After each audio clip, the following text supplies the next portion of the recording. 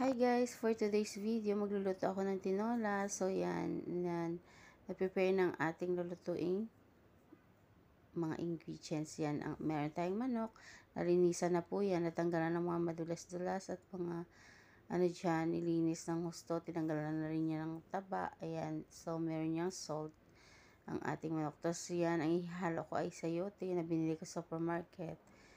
Yan, so hiniwa natin na medyo malalaki-laki. Ayan. So, sayote po yan. And then, meron tayong malunggay na galing doon sa chalet na kinuha namin. Nihilin sa, sa chalet, doon sa garden ng amo namin. And then, meron siyang green bell pepper. Meron rin siyang siling green. Yan. And then, luya, sibuyas at bawang. Yan ang isasahog natin sa ating tinola ngayong araw. Yan tapos maglalagay rin ako ng chicken cubes. Yun, para mas malasa yung ating tinolang manok. Yan, Filipino version talaga siya. Kasi ayan, may pamintang may black pepper rin tayo. Ayan.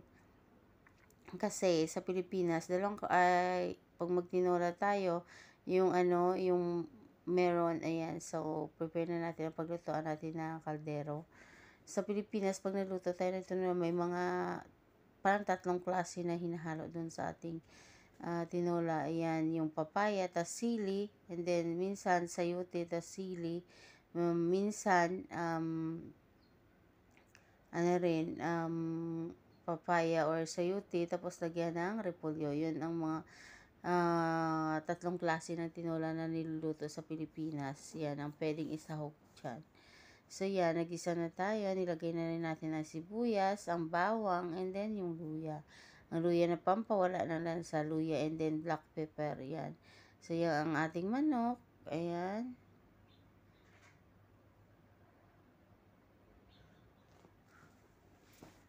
And then yan, so halo-haloin lang natin.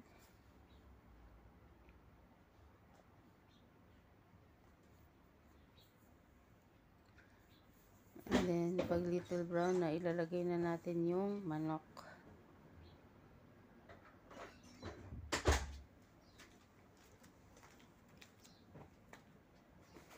Kahit hindi pa little brown, pwede na natin yan ilagay ang manok sa ating kawali. Ay, hindi. Sa ating kaldero, kasi kaldero ang paglulutuan natin ngayon. Minsan sa kawali kasi nagluluto yun. So, ilagay na natin ang manok. Saka ihalo-halo. And then, mamayang unti ay tatakpan natin. Yan, so, yan ang ulam yan ng aming alaga. Siyempre kami rin, kukuha rin kami dyan mamaya. So, unti lang yan kasi malalaki ang pagkahiwa. Yan, ang ulam ng aming alaga kasi minsan gusto nila kasi yung lutong Pinoy. Yung tatlong alaga namin gusto nilang lutong Pinoy compare sa luto nila dito. Ayan, kumakain rin sila ng luto nila pero pag dito sa bahay, ewan ko ba't ayaw nila ang luto ng tagaluto namin. Kumakain sa minsan pag manok o di kaya laham. Pero mas gusto pa talaga lalo ng pangatlo at pang-apat, tsaka yung pangalawa, gusto nilang nilutuan sila yung lalo na sinigang, paborito rin nila. So, ayan na medyo, na yung ating manok. Ayan, pag medyo matuyo yan, ay lalagyan na natin yan ng tubig para sabaw niya at magluluto sa manok. Ayun. So, tatakpan muna natin siya. Yan, lagyan na natin ng water. Kasi yung tinula may sabaw talaga yan. And then, maglalagay tayo ng black pepper.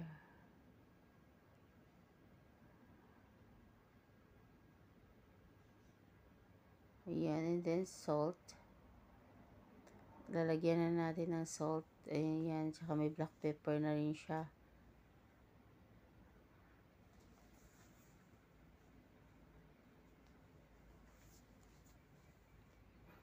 So, yan ang ulam. Ang ulam ng alaga namin. Of course, kami na din. Kukuha rin kami dyan ng mamaya unti. Iulam namin pananghalian. Kasi kami ng kasama ko, hindi kami kumakain ng luto ng tagaluto sa baba. Ewan, basta hindi kami kumakain, nagluluto kami ng sarili namin. So, ito ang ulam namin for today. Ulam namin tsaka ng alaga namin, tinolang manok. Ayan. Pang version talaga siya ng sa Pilipinas. Kasi, minsan pag wala talaga, ang hinahalo ko ay repolyo. O di kaya carrots and then potato. Pero ngayon, kasi nakabili ako, pag supermarket ko nakabili ako ng yan. Kaya, hinaluan ko siya ng sayote kasi minsan sa supermarket dito, malaking supermarket, minsan may tinda rin like sayote yan. One time nga, nagtanong sa akin doon yung isang customer ba o staff doon sa supermarket kung ano daw tawag yan. Sabi ko sa Tagalog, sa amin, sa Pilipinas, tawag yan sayote. And then, so ang ginawa ko ay ginugol ko rin siya. Sayote rin palang tawag sa English. Ayan, so yan ang ulam ng alaga namin, tsaka amin ngayong araw na to, yung tanghali na po. Ngayong tanghali na to, ayun. So, yan. So, kumukulo-kulo. So, hayaan muna natin, tatakpan natin yan. And then, hayaan na kumulo-kulo siya dyan at hanggang sa maluto. Kasi mas maganda pag mga manok or ay nahuluto talaga siya ng husto. Yan, yung parang soft pag kinagat mo, ayan. Masabi mong luto talaga. Ayan. Kaya, ayan. Yan ang ulam namin panahalian at partner sa white rice. Ulam namin at ng alaga namin.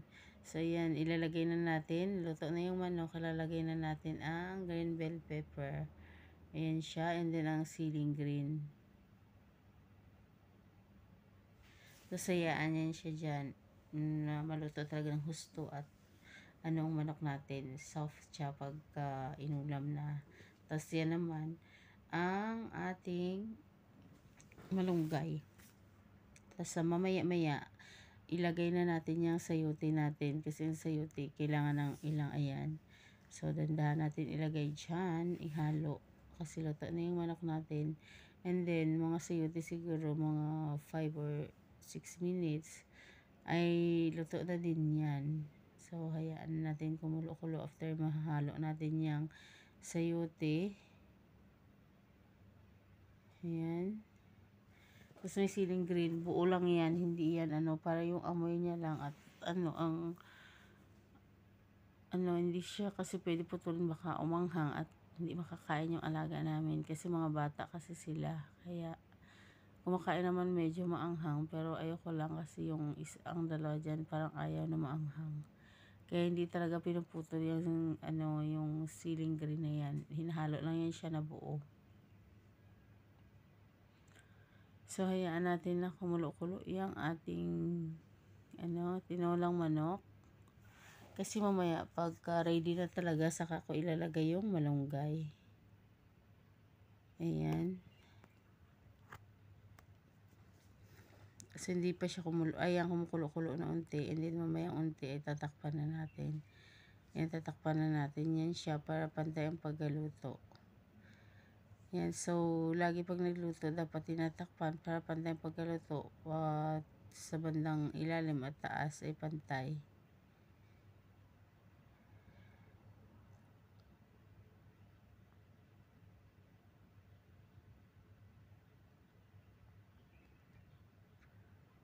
Ayan, so, kumukulo-kulo ng ating tinolang manok.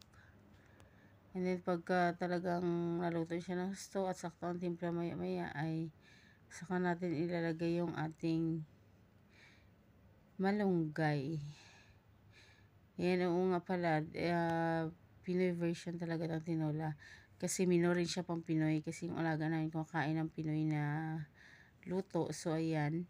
So, sayote at malunggay ang halo niya. Unlike dun sa Pilipinas, sometimes sayote at malunggay din. Pero meron ring pinaka-original talaga, papaya and dahon ng sili. Tapos yung isa pa na alternative if wala talaga ay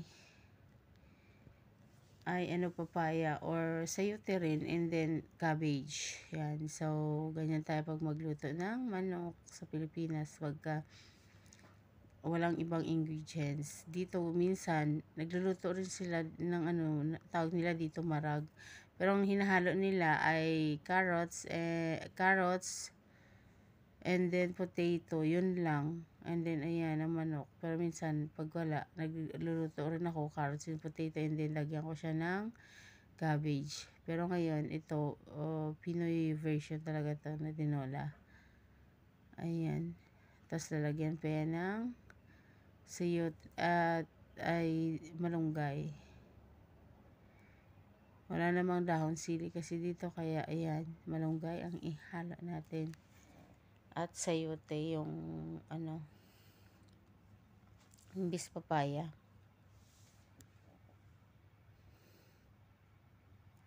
So ayan, kumukulo-kulo na siya and then luto na yan, actually luto na yung manok. So ang niluluto lang natin gulay. Yan sayote na nilagay ko and then ayan.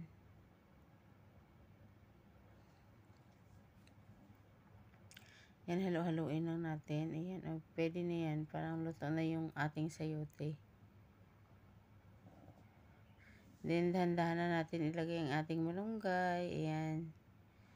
Ang malunggay natin ay fresh from the farm. Ayan, sa shali na amo ko. Ayan.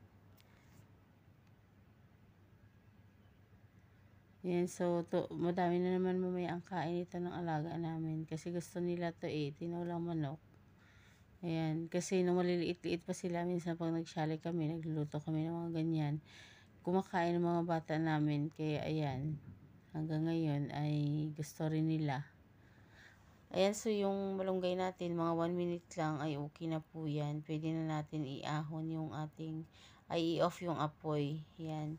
Anyway, sa mga bago pala sa aking channel, yan, sa mga, ayun, mapadaan o mga nanood, tapos hindi pa nakasubscribe, please don't forget to subscribe po.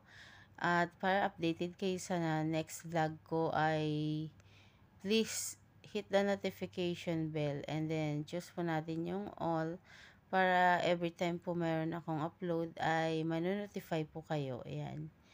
Basta wag kalimutan mag-subscribe, like po, paki-comment na din po sa ilalim na sa baba ng aking video para po ma-recognize ko kung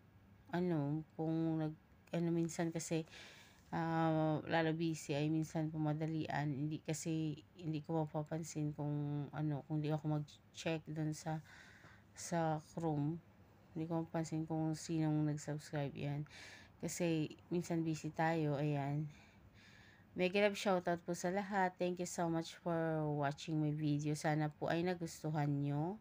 Yan, at magkaroon din ng mga idea ang hindi pa masyado marunong magluto. Yan, kahit simple lang yan, pero may matutunan kayo dyan. Yan, mega love shoutout to all. Thank you so much and God bless po. Once again, thank you so much for watching my video. See you to my next vlog. Bye bye po.